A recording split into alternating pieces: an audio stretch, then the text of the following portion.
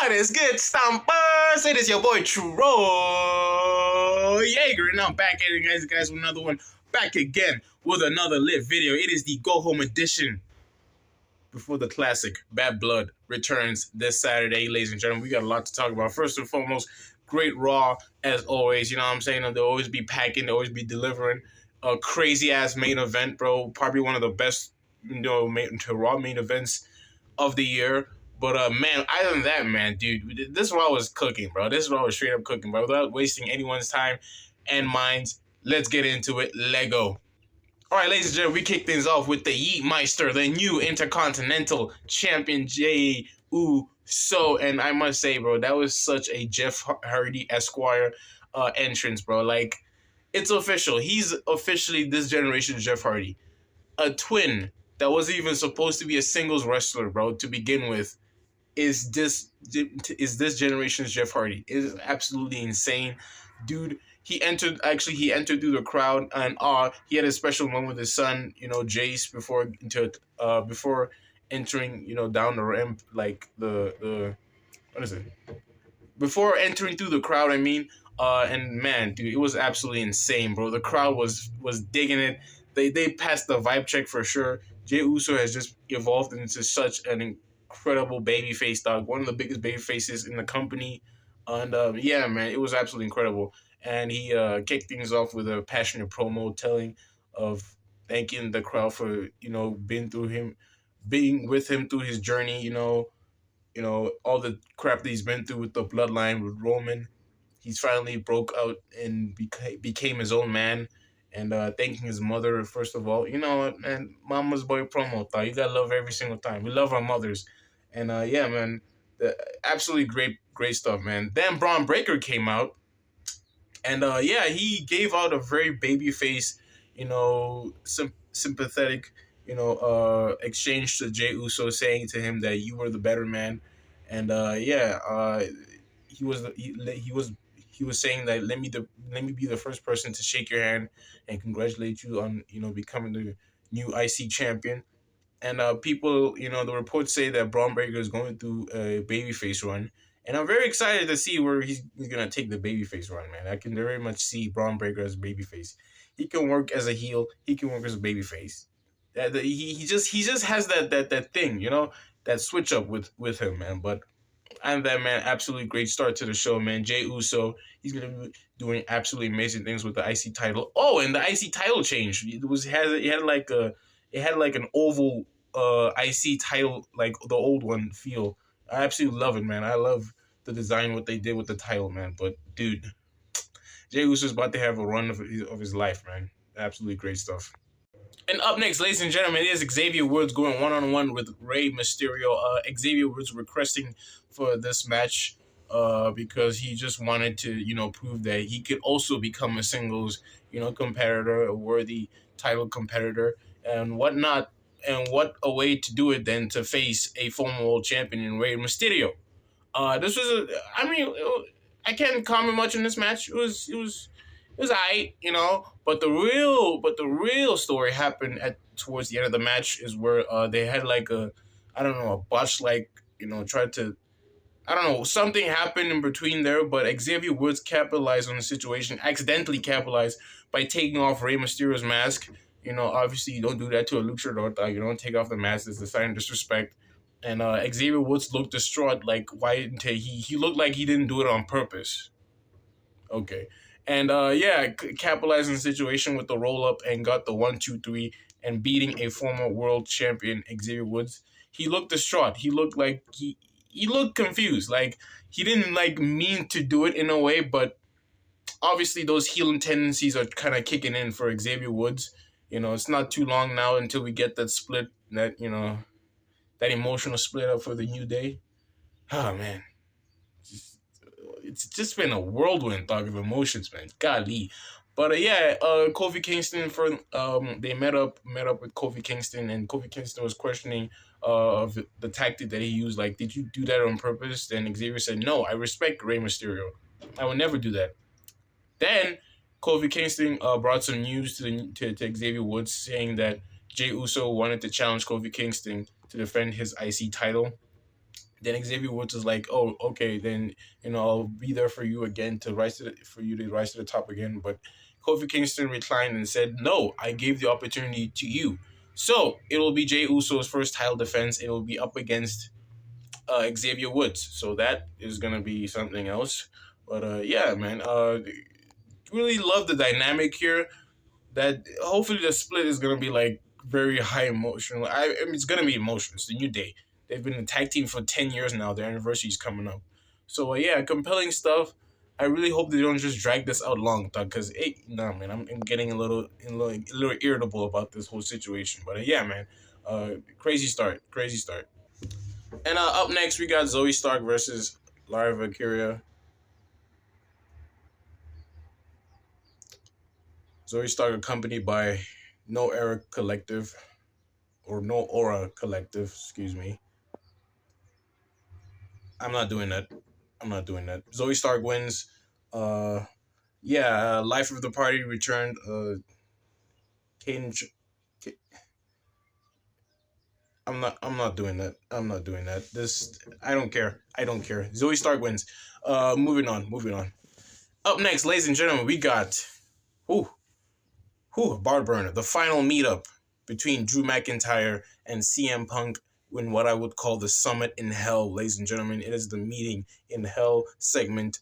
They meet up for the final time before their highly anticipated final chapter in this incredible feud. One of the best feuds, I could say, one of the greatest feuds of all time. And you could feel the tension, dog. You can feel the hate between these two, dog. Like it's just insane.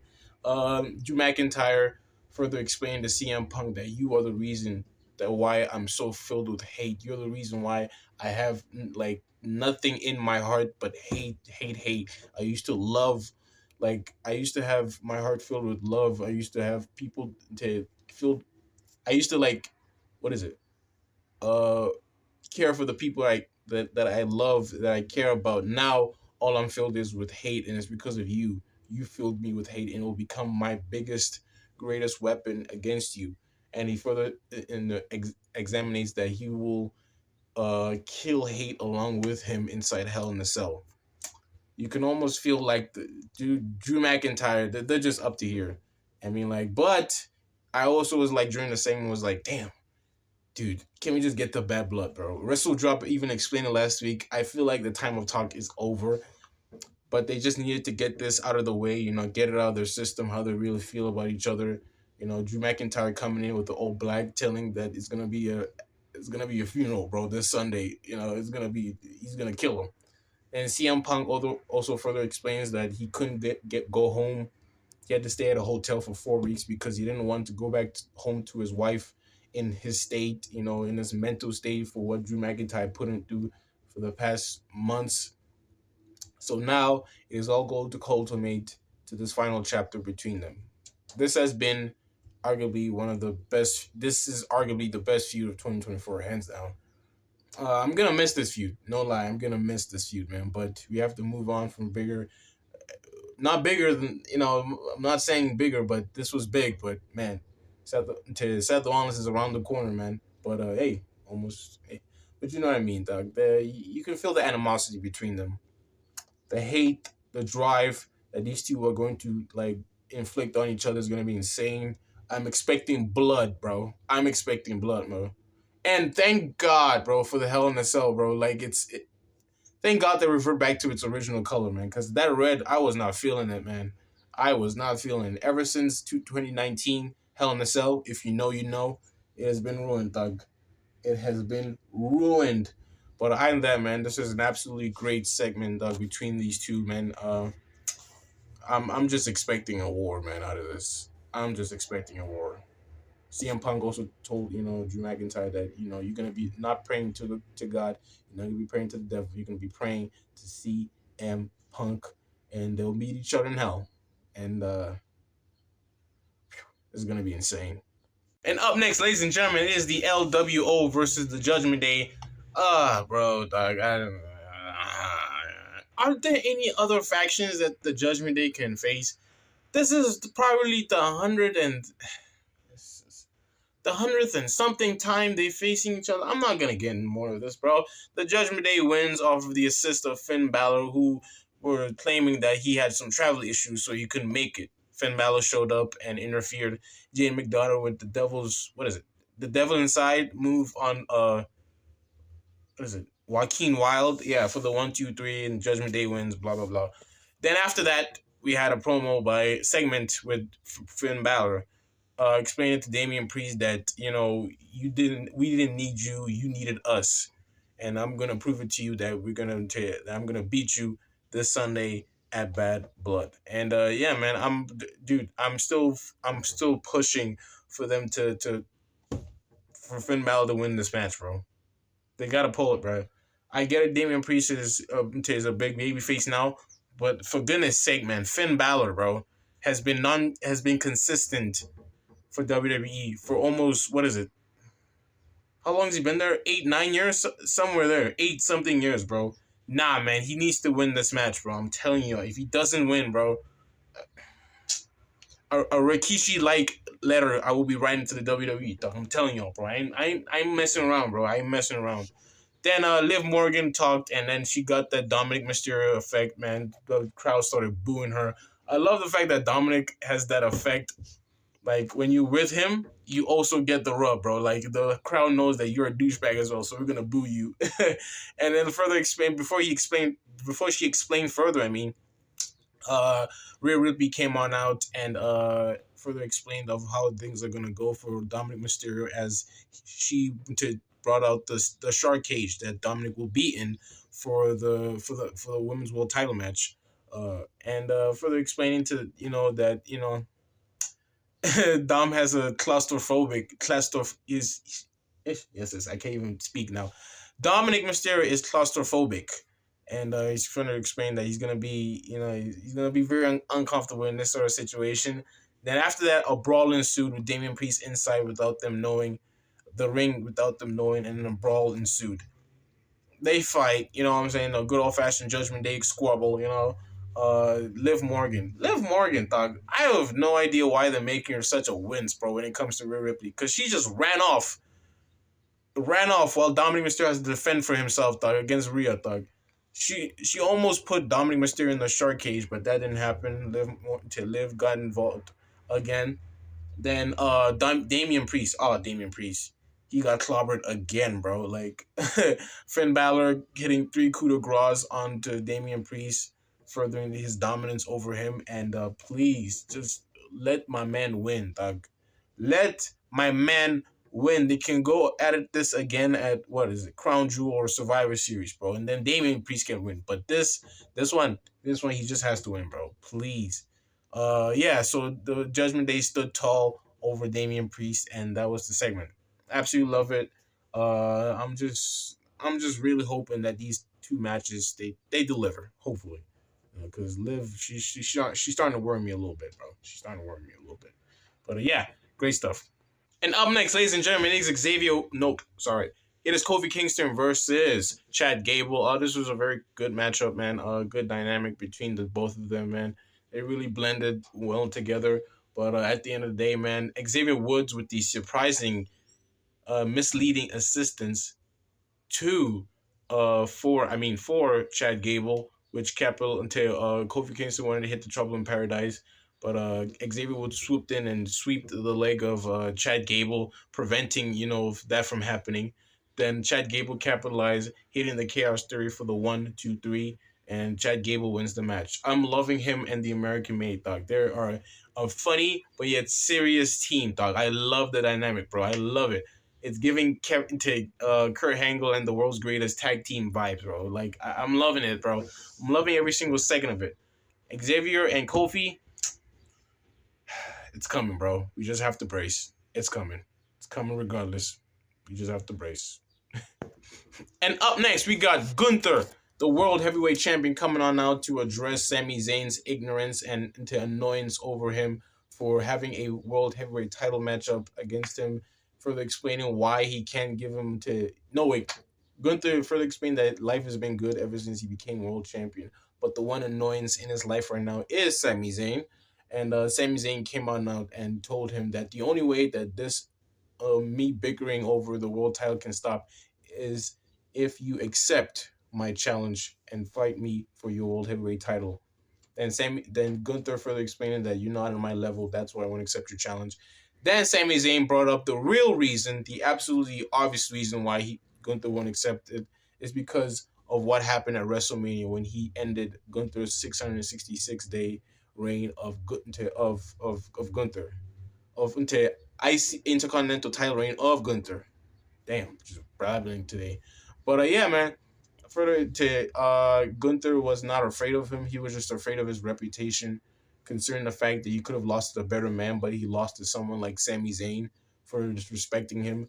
Then Sami Zayn further explaining that your father was right to call you a loser because you can't even accept my challenge. That considers you a coward.